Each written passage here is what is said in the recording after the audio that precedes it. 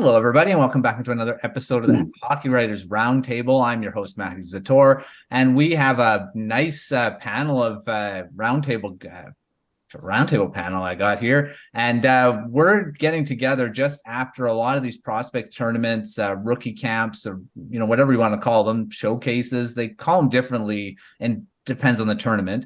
But we got prospects playing a lot of the games, and then we got training camp just after that. So thought it'd be nice to get together, talk about some of the prospects and who stood out, and then because a lot of them are going to go forward to main training camp. Then some may just be sent back to junior and not be able to get there. But I've got a few different people here. We got Haynes Evans, Daniel Amoia, Jim Bay, Brooke LoFurno, and Neil Villapiano. Covering Devils, Coyotes, Lightning, Blackhawks. Got a good amount of teams here covered. So I want to start with you, Haynes. First of all, how's it going? And who stood out for the Coyotes in that prospect tournament that you guys went through? I know a bunch of Coyotes already in Melbourne, Australia for the preseason, but prospects were still here. Who stood out for you? Yeah, I'm doing good. First off, I'm busy planning engagement parties and a wedding that's a year away that we're already doing planning for. So staying busy for the most part. Fiance is doing most of that, but I'm contributing my little tidbits here and there. But yeah, the Coyotes just recently touched down in Australia yesterday. They have begun training camp there. Logan Cooley, Dylan Gunther, two guys who did play in the rookie prospect tournament for the Coyotes hosted by the Vegas Golden Knights. They only played one game with the team. They are now with the Coyotes in Melbourne. Obviously, they are two guys who will be on the opening night roster. But the Coyotes, nevertheless, played three games. They played Colorado. They got San Jose today. And last night they played, and I'm mad at myself for not remembering who it was. I want to say it was LA, and I could be completely wrong there. And I know because I looked at it. But they had a really good tournament. They came away with a win today, 5-2, lost their opening game, pulled away with an overtime win last 2 nights ago. So good showing from the Coyotes in the tournament so far. Two guys that really stood out to me. First off, Connor Geekie. This is a guy we had mentioned, Matthew, on the season previews for the Coyotes.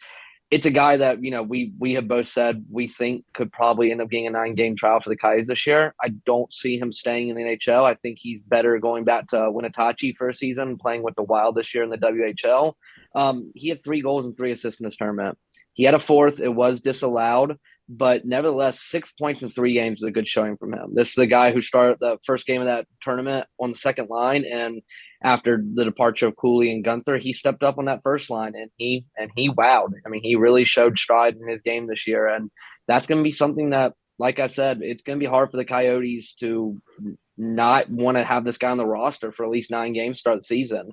Granted, it might be a little hard. There's a lot of guys that are going to be bouncing out of the lineup, but I think he's a guy that if he's given the chance, I think he's going to work for it. He's going to make it hard for Bill Armstrong and them to send him back down.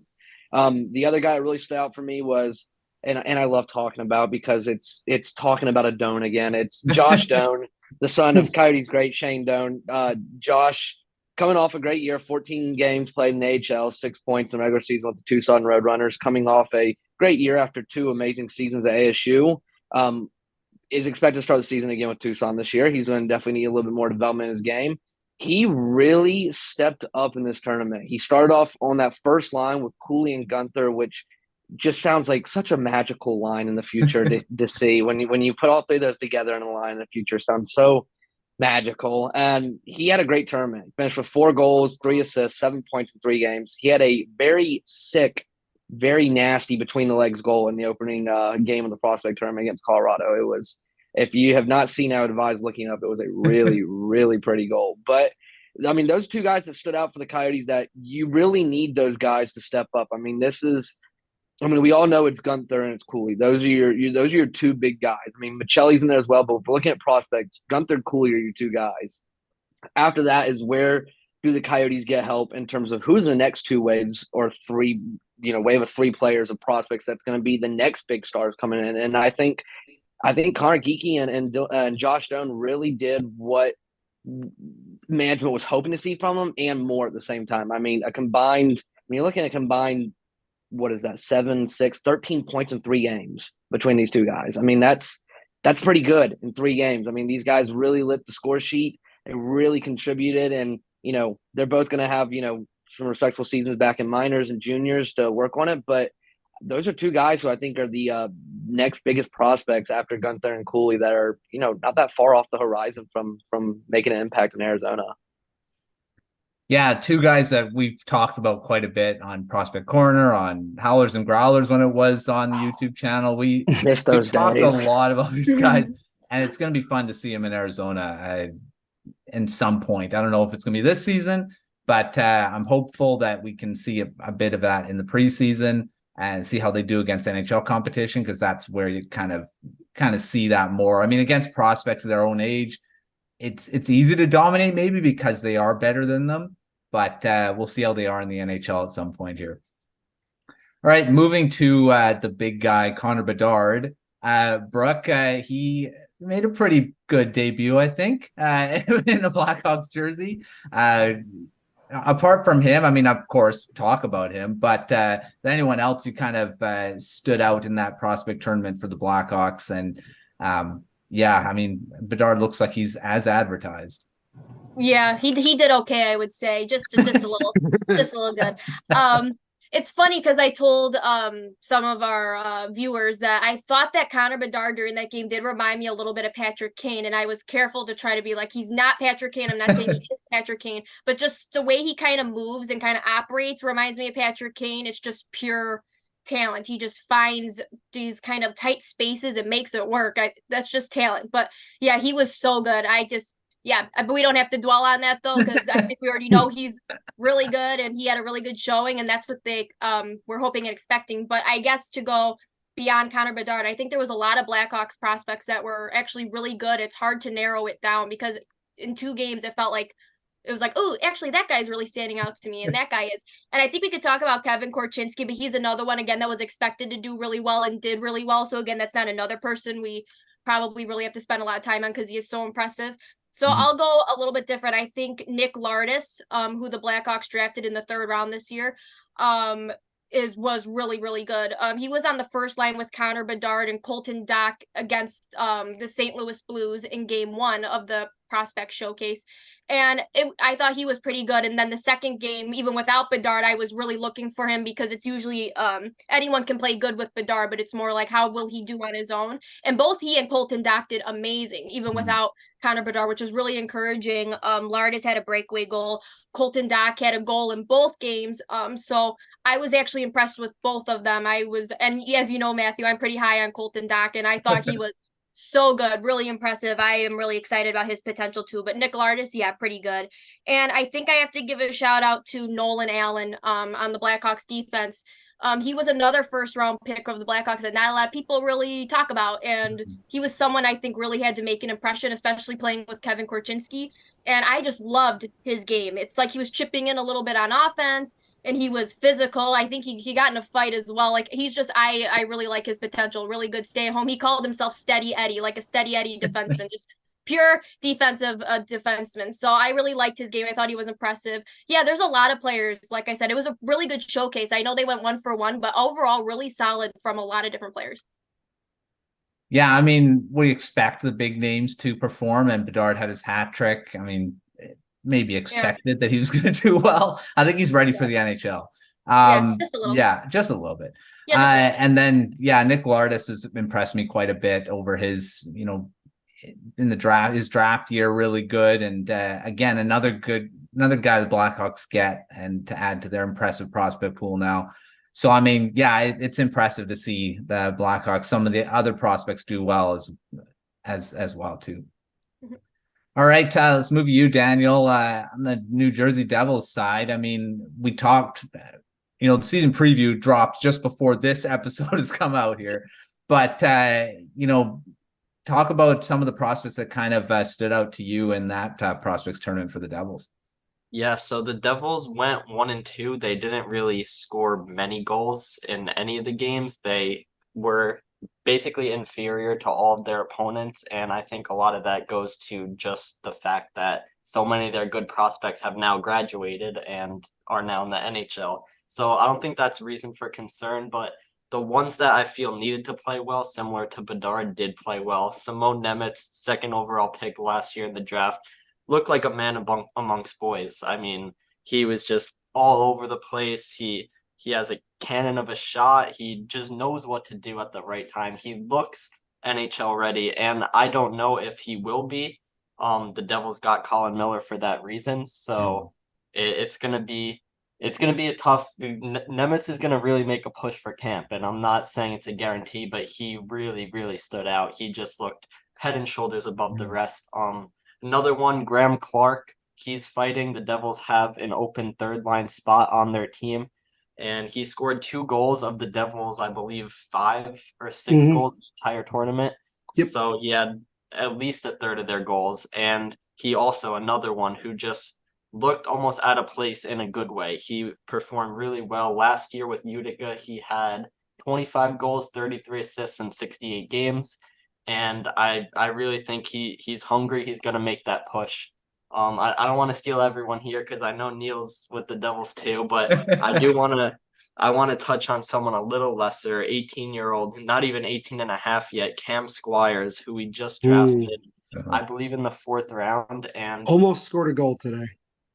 Yeah, Cam was just all over the place in the right way. He kind of forced himself into a position where the broadcasters needed to talk about him. Like he wasn't just some 18-year-old just kind of in the background, not doing much. Like he was making a name for himself. He always in the right place. So many times he bailed his teammates out defensively. Offensively, he has a great shot.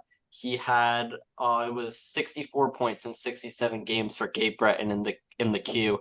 So he's shown that he can do it, and this year I think he could be a great breakout candidate because just with the way he looked, even though he was, I believe, the youngest player, one of the youngest on the team, that he's capable of doing great things. Kevin Dineen, who was the Utica Comets head coach, and he was also the coach for the Devils in the Prospect Challenge, he said that Cam is one of those guys who can have a great future in the NHL. He just needs to get bigger, stronger, which he will. He's only 18, but the raw tools are there, and that's something really cool to see.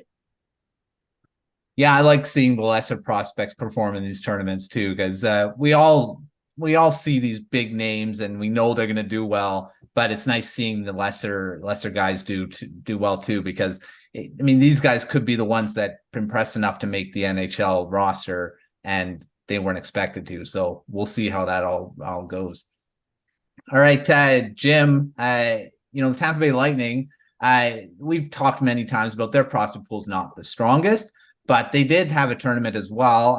What did you see from their prospects this past weekend?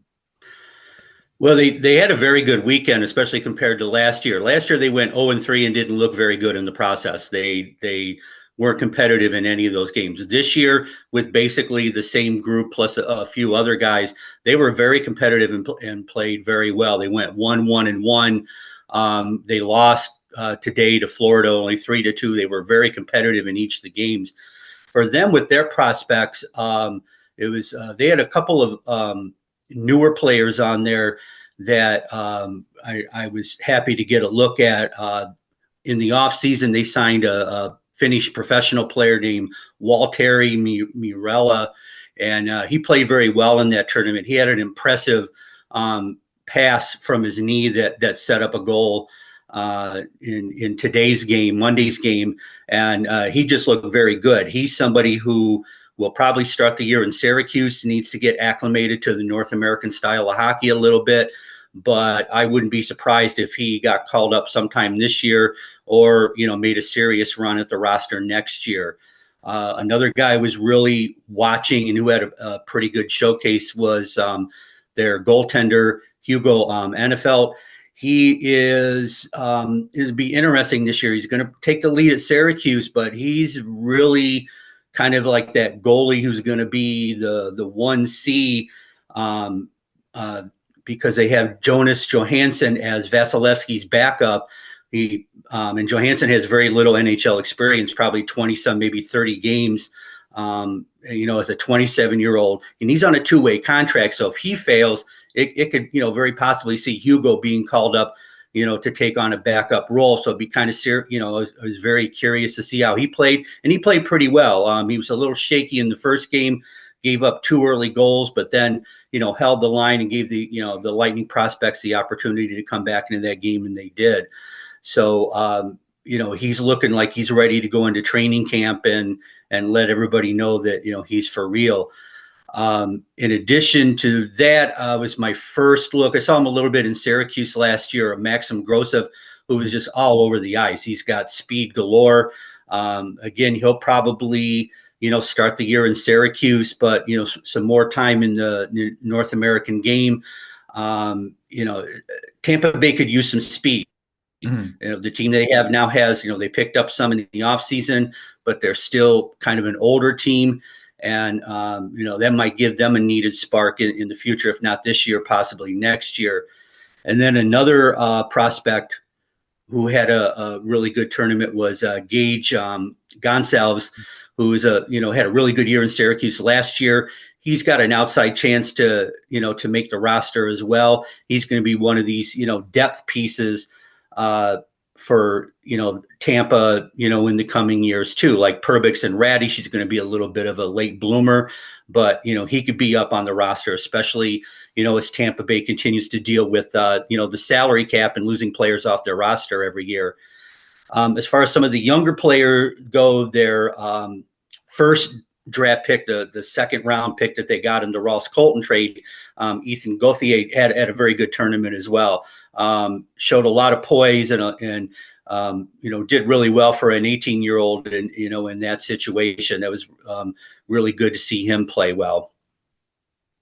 Yeah, I mean, the Lightning, they rely on these guys, these prospects, because they don't have those high-end guys, and it's always interesting to see who stands out in these tournaments, because you don't know, they could be the next Ross Colton type players where they just come in and make an impact, and we'll see if any of them can do that in the near future here for the Lightning. And this is really critical for them to get, used to that North American game, especially in the future. Not only the salary cap, most of their picks in the coming years are in Chicago. Yeah. So, they're not going to be able to restock with draft picks in the near future. So signing these European guys, finding these guys, 23, 24-year-old, they're starting to blossom over in Europe. It's kind of going to be their thing for a while. And, to have them come over and get good looks and make good impressions, is really promising for an organization, as we talked about, does not have a very deep prospect pool. Yeah, they're going to be interesting to watch throughout, because, they need to replenish. I mean, they're going to be pretty good even without them for a while, but they definitely need to build that foundation for sure. All right, finished with you, Neil. Any other prospects you saw for the Devils that kind of stood out for you that Daniel didn't kind of mention? Yeah, for sure. Starting outside of the Devils organization, Adam Fantilli had about as good of a performance in particularly one game as a prospect could. That was one heck of a performance. I think he's as good as advertised. I think obviously with what has happened with Columbus over the last couple of days, I'm sure that Blue Jackets fans are happy that there's at least one bright spot to kind of look at right now. And Fantilli is going to be awesome. I'm really excited to see what he can do once he gets into the NHL and starts playing. In terms of the Devils, there's a couple guys obviously that stood out to me. First one is Josh Filmon. This is a kid that just last year finished with the second most goals in the WHL behind Connor Bedard. He had a phenomenal year. Daniel actually even wrote an article earlier this offseason about Filmon. This kid has the makings to be another steal for Tom Fitzgerald and the New Jersey Devils, a guy who was drafted in the middle rounds. Not a lot of people know about him, and then he ends up, really breaking out in juniors. And he played a little bit, obviously, last year in Utica. I think that there's most likely the expectation that Filmon is probably going to start in juniors this year, and maybe later on would probably go back and play in Utica.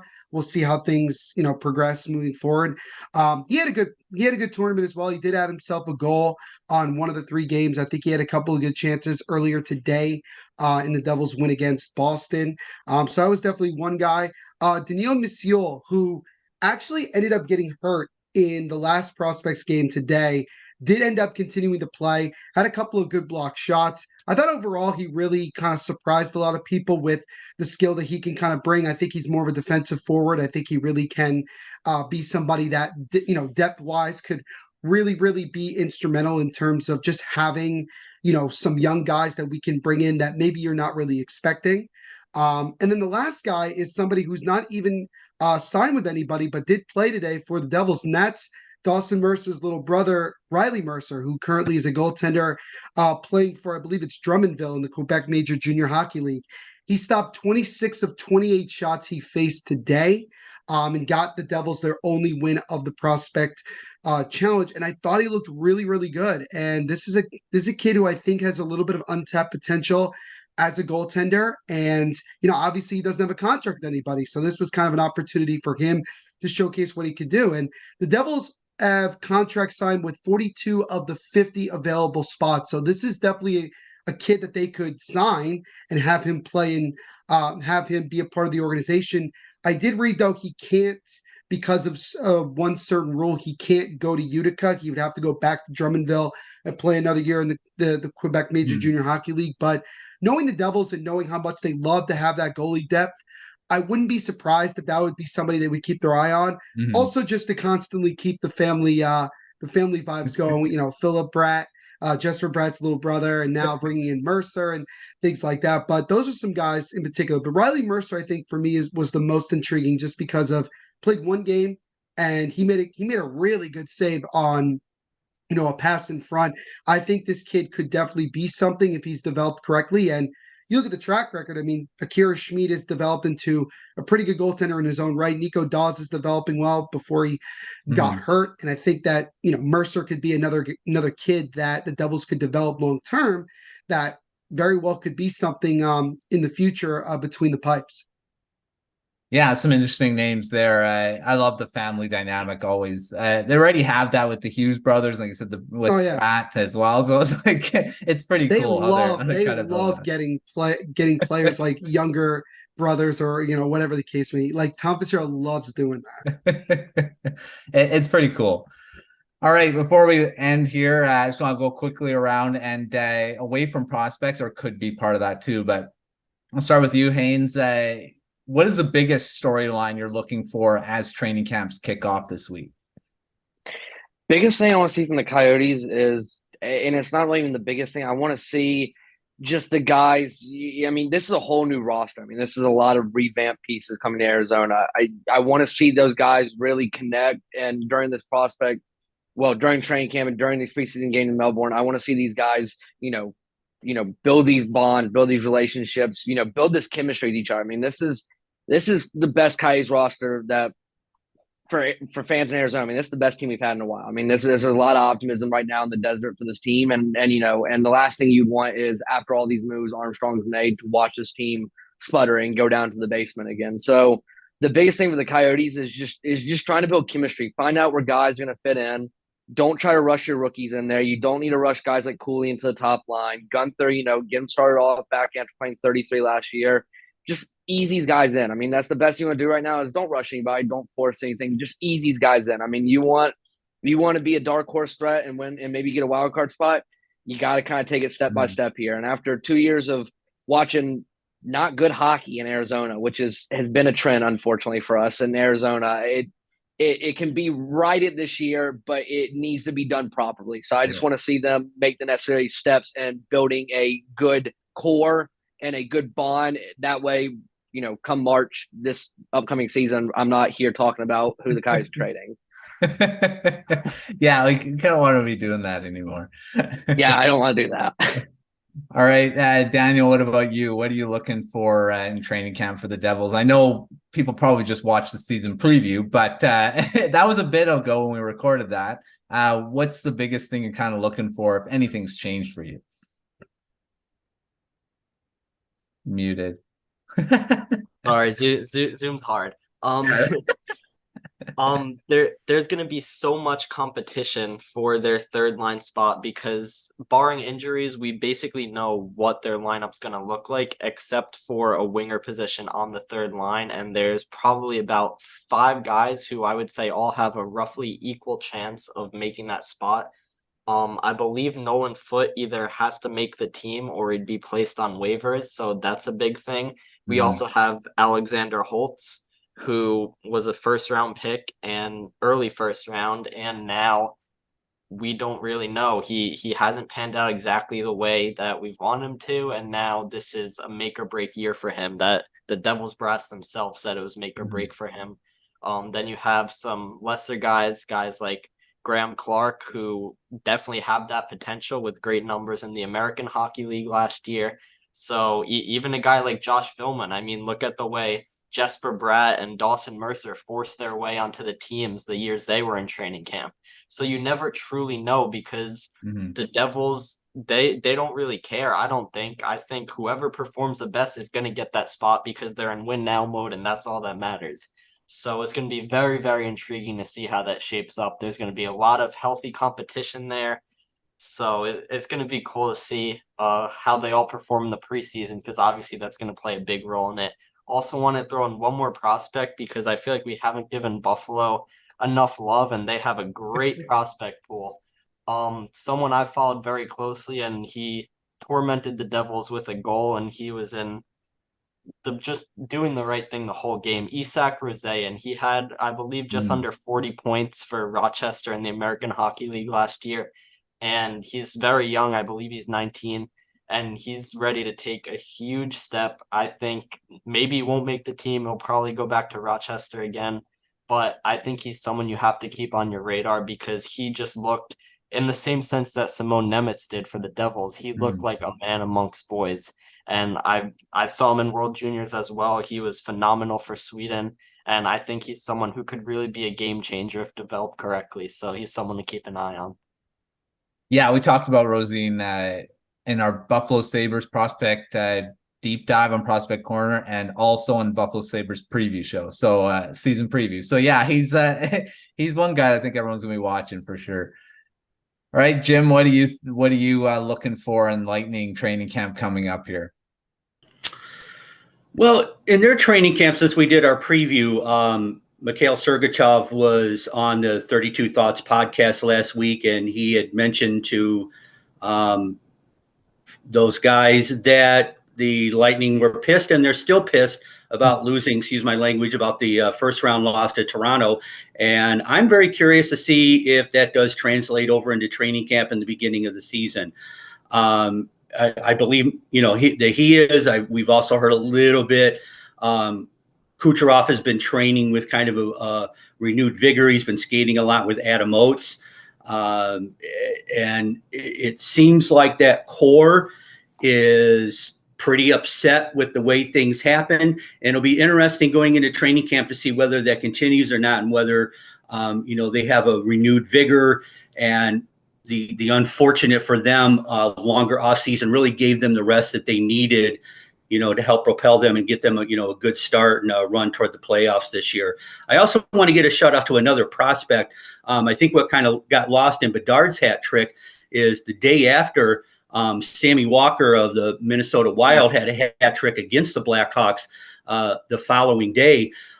He had an outstanding season in Iowa for the Iowa Wild in the AHL last year. And he's somebody who was on the cusp of possibly making the team. That may have changed with the news today. I'll let the Wild guys handle that. But, I think that deserves to be mentioned over the weekend. And it got really lost in the shuffle of Bedard having a hat trick. Here's another guy who was pretty good, had a hat trick of his own against the Blackhawk prospects the next day. So, big shout out to Sammy Walker there.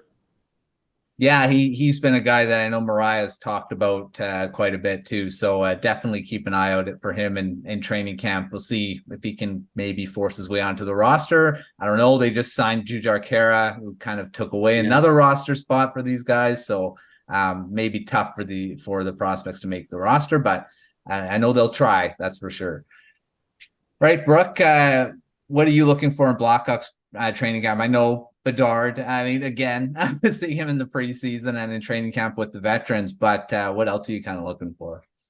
So I have three things that I'm kind of curious about. So one, obviously, to start with, the obvious is Connor Bedard, but more in the sense of who are they going to play with Connor Bedard. I think everyone wants to know that, and they have a lot of good options. I think we assume it's going to be Taylor Hall next to him, but who's the other winger? It could be Lucas Reichel, it could be Tyler Johnson, it could be Taylor Radish. I mean, they got a lot of options. I'm curious where exactly they go with that. So I think that's one to watch. The second one I would say on defense would be Kevin Korchinski. I'm more curious to see, like I said before, we already know he's really impressive, had a really good showcase, but I still have no clue if the Blackhawks want to keep him on the Blackhawks to start the season or if they are going to send him back to Seattle. I don't know what they're going to do there. I think we talked about this before. I do think they're going to keep him on the Blackhawks for those 9 games too. I'm starting to think that more and more. I wasn't so sure before. I'm starting to think so. I think he's playing like he's earning it, and they're making it very hard to not send him there to start the season, to send him to Seattle, I mean.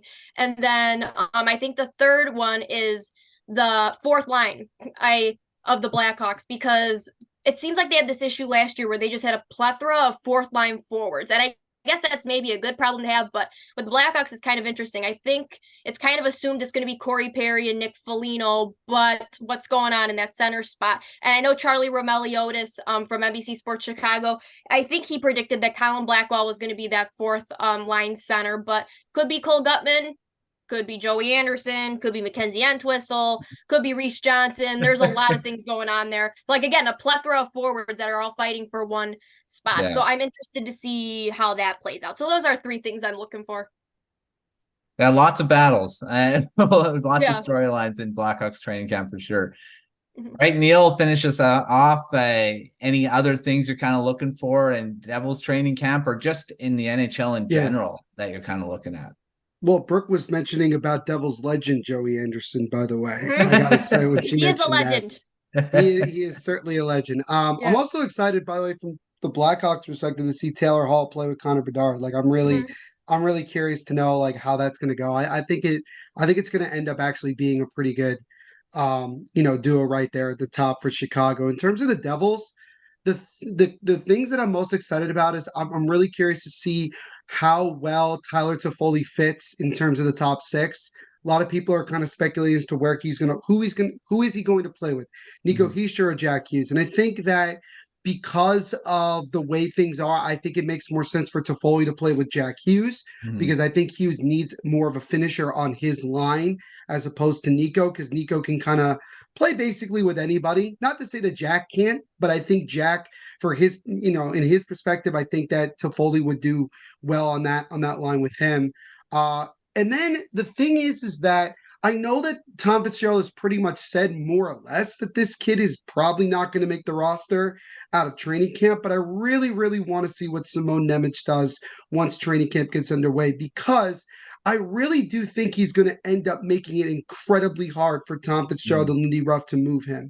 Think of it like this, and Daniel will kind of understand this. Think of it like when Ty Smith in his rookie year, his first training camp, he was the last guy cut because he did such a good job of kind of just making a name for himself and really, really playing well, to the point where he traveled with the team when they went to Europe, and he didn't leave the team until he got cut basically the last day of training camp. That's kind of what I'm expecting to see from Simone Nemec. I'm expecting him to come in and really, really make that seamless transition into playing in the NHL. Do I think he ends up making the roster? I think even if he does play really well, I feel like the Devils, they've said they don't want to rush this kid, and they have veteran options like bringing in Colin Miller, that I think he will start the year down in Utica.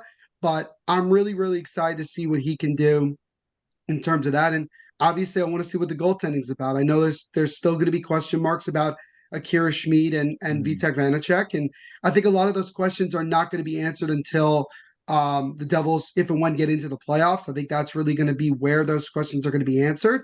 But I do want to see how both of them kind of bounce back from some rough patches at the end of the postseason last year against Carolina. But other than that, I'm just really excited for hockey to get going. I'm really looking forward to training camp getting underway, and finally we have immediate things to talk about and seeing our guys finally practicing and playing. this upcoming week. Yes, training camp is just around the corner. Like I said, these prospect tournaments are the start of it. And then we get to the main camp and all the veterans and the prospects kind of meshing together. So that's always fun to see. But thanks everyone for joining the roundtable, this week's roundtable. We'll have a lot more of these throughout the season, maybe not as big as this, but we will have quite a few different ones with different teams throughout the season. So keep an eye out for any of those throughout the season. Haynes, Daniel, Jim, Brooke, Neil, thanks for joining. And make sure you're following all these guys and girls over at the Hockey Writers for our preview stuff. We've got, again, lots of preview stuff over at the Hockey Writers. We got preview shows, we got preview articles, tons of stuff going on. We also got the Substacks for all the teams now live. So make sure you're checking out all those, subscribing to those, because you'll get all the best articles from all these writing teams in your inbox, either 2 or 3 times a week, depending on the team. But make sure you're checking those out. That's a lot of great information there. And give this video a like, throw those comments in the comment section below. And until next time, we'll see you on another episode of the Hockey Writers Roundtable.